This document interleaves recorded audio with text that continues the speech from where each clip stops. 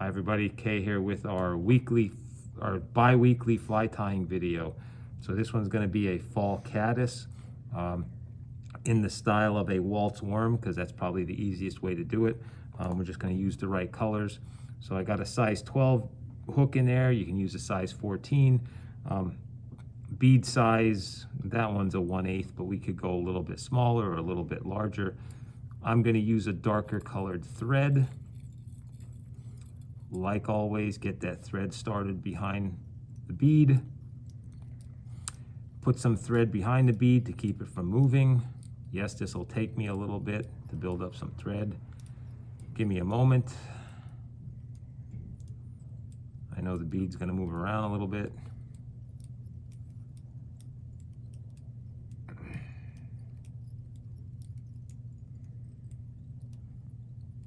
Add some more up there in a little bit. Cover some of the hook shank.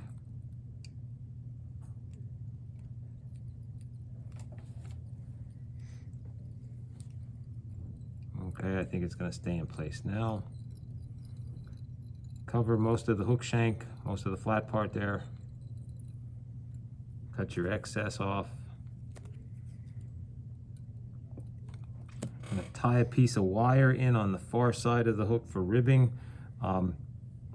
Probably not the right color, but it's a flat wire rather than a tinsel, and I wanted to use flat wire, and it's what the color that I have with me today. It's blue. I'd probably use a black or maybe even an orange, kind of a shade for this fall caddis, but we'll just use the blue for some contrast today.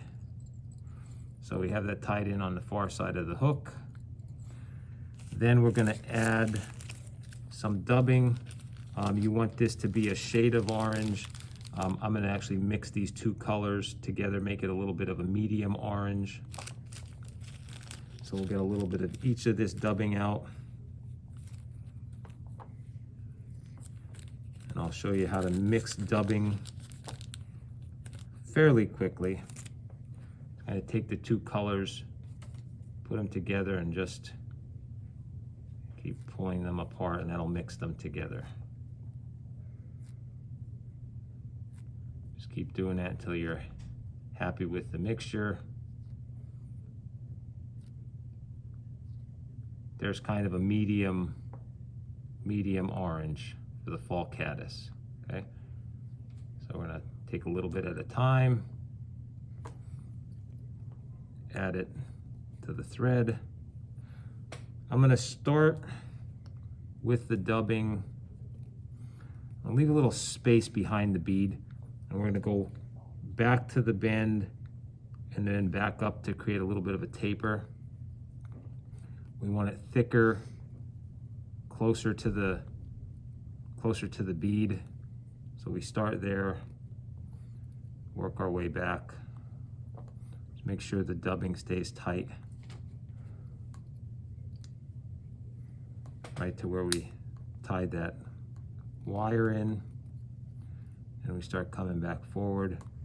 It should kind of take on a carrot shape a little bit as we come forward. So it should be thicker near the front. Add just a tiny bit more dubbing, just a little bit.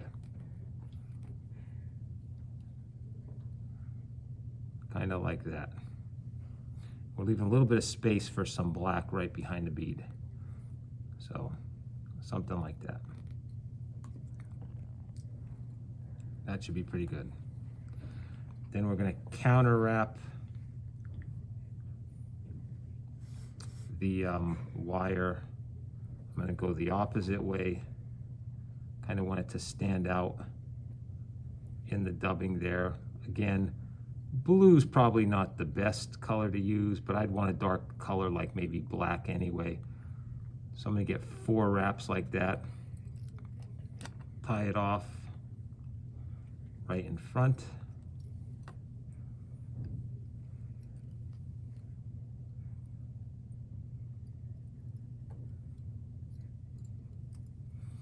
This is an easy wire to break. You don't really need scissors or anything. It's a flat wire. Just bend it back and forth. It'll break. So we got some room there. Now we're going to add some spiky, either black or dark brown dubbing. This is a squirrel dubbing. This is pretty spiky. It'll make some nice legs right behind the bead. By the way, you can also use a black bead or a darker colored bead if you wish for the head of the caddis. And then that's not enough yet. I'm just going to get it started. We'll put some there. Some there right there. Let me add a little more.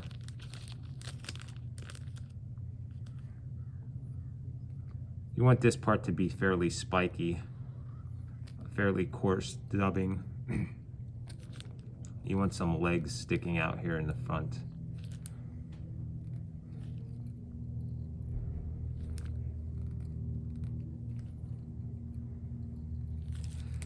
And then you can do your knot.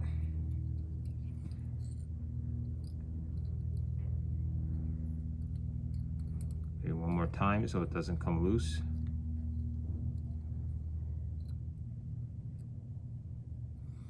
And then if you have the tool, and I don't have mine right here, sorry, the hook moved there a little bit, you take a brush and rub it across all of this dubbing to make it a little spikier. However, when you fish with it, the dubbing will start to poke out and look more like legs, and it'll get buggier the more you fish with it. But pretty much, that's your fall caddis. Thanks for watching.